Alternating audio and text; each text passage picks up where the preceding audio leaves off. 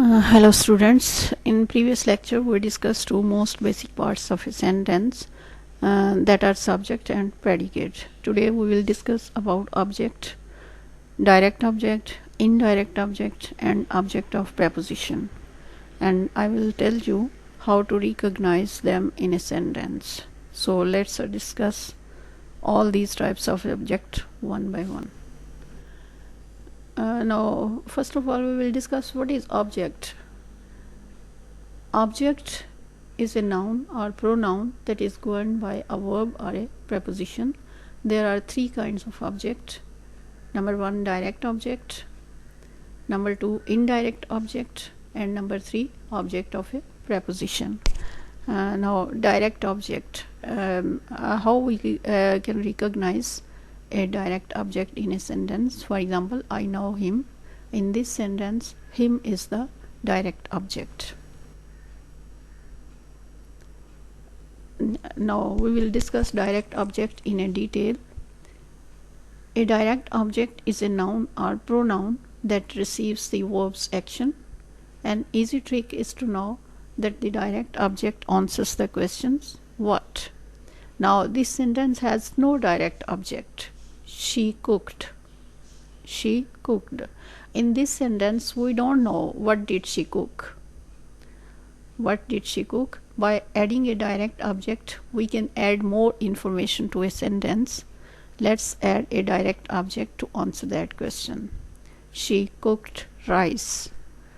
In this sentence the verb is cooked. So the direct object should be what is receiving the verb's action. So direct object receives the action of a verb. In other words, what is being cooked? Rice. So it would be a direct object because it gets cooked. Here is another example.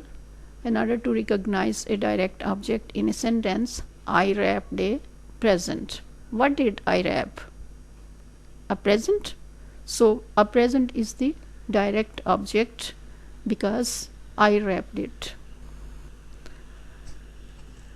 Indirect object. The next type of object is called indirect object. An indirect object is the noun or pronoun that receives the direct object. It answers the question to, for what, or to, for whom. Let's start with a sentence without a direct object. She cooked rice. She cooked rice. Now let's ask, for whom did she cook the rice? Our answer is the indirect object, which we can add to the sentence. She cooked rice for me. In this example, we don't know for whom did she cook rice. So here we have an added an object. She cooked rice for me. So me is the indirect object in this sentence because it gets the rice. Here is another example. It was my birthday, so she bought me a present. Here present is the direct object, making me the indirect object because I received the present that she bought. The third type of object is called object of the preposition. The object of preposition is the object that is paired with the preposition in a sentence. It answers the question where or when did this all happen and follows the form preposition and plus object of the preposition. Here are few examples of the object of preposition. As I told you that it indicates where and when any action takes place. Here you can find these examples with prepositions. At home, it indicates the place. During the week, it indicates the time. In the car, it also indicates the place. After midnight, it's indicating time. And on the table, indicating place. And within an hour, it's indicating time. So these are different types of examples of object of prepositions because all these examples are accompanied by different types of prepositions like at, during, in, after, on, within. because all these examples are answering the questions where and when. At home, where were you yesterday? I was at home. During the week, when will you come to me?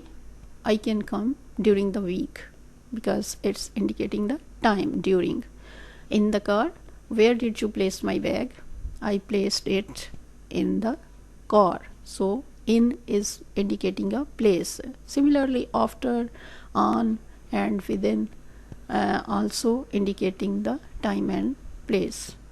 So I hope now you might have clear idea about the object of preposition, why it is called object of preposition, because this object is always accompanied by an preposition. Next, now we will discuss object complement. An object complement is also called an objective complement, follows a direct object. It may be a word or phrase that gives further meaning to the direct object. In a sense, it explains what the direct object has come. An object complement can be a noun, pronoun, or an adjective. So we can use object complement as a noun, pronoun, or as an adjective. Here are some examples. He made her happy. Now in this sentence, her is the direct object, happy is the object complement, happy is what she, the direct object, has become. Whom he made happy, he made her happy, because her is object, so he is making happy to whom? Her. So that's why it would be called object complement. Now we can also use object complement as a noun. So let's discuss how we can use it as a noun. An object complement can be a single word or a phrase. Let's discuss with an example. My mother brought me a new dress. Here me is the indirect object. A new dress is a noun phrase. Now a new dress is used as a noun phrase. A new dress is the object complement, because mother bought me a new dress. So me is a object, that's why, and the new dress is used as a noun, so it would be called as a object complement as a noun. Next, object complement is also used as a pronoun. They chose the candidate who was best. Now who is a relative pronoun, so we can say that here who is used as a pronoun, object complement as a pronoun. The candidate is the direct object. Here in this sentence, who was best is a relative pronoun phrase.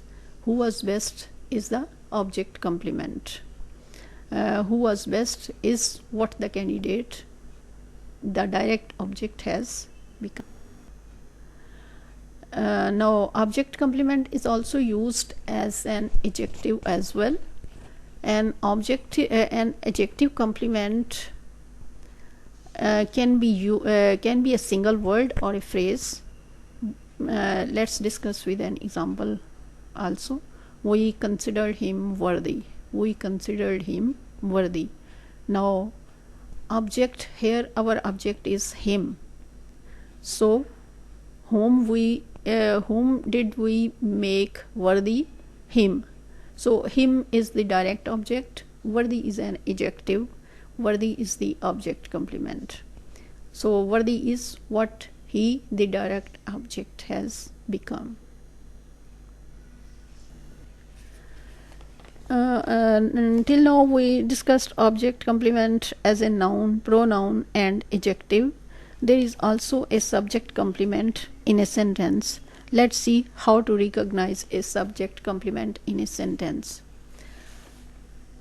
A subject complement is a word or phrase, usually an adjective phrase, noun phrase, or a pronoun, that follows a linking verb and describes or renames the subject of a sentence. And also called a subjective complement. Subjective complement. He is an obedient student. He is an obedient student. Here obedient is a complement to the subject he, and obedient is describing the quality of a subject. So the word or adjective that describes the quality of a subject, it would be taken as a subject complement. Here is another example for you, like he is an intelligent girl. So intelligent would be a subject complement because intelligent is describing the quality of she. So this was all about object, different types of object, and we also discussed in a sentence structure subject complement and a object complement and different types of object complement as well. So I hope you might have clear idea about all these things in a sentence structure. Thank you.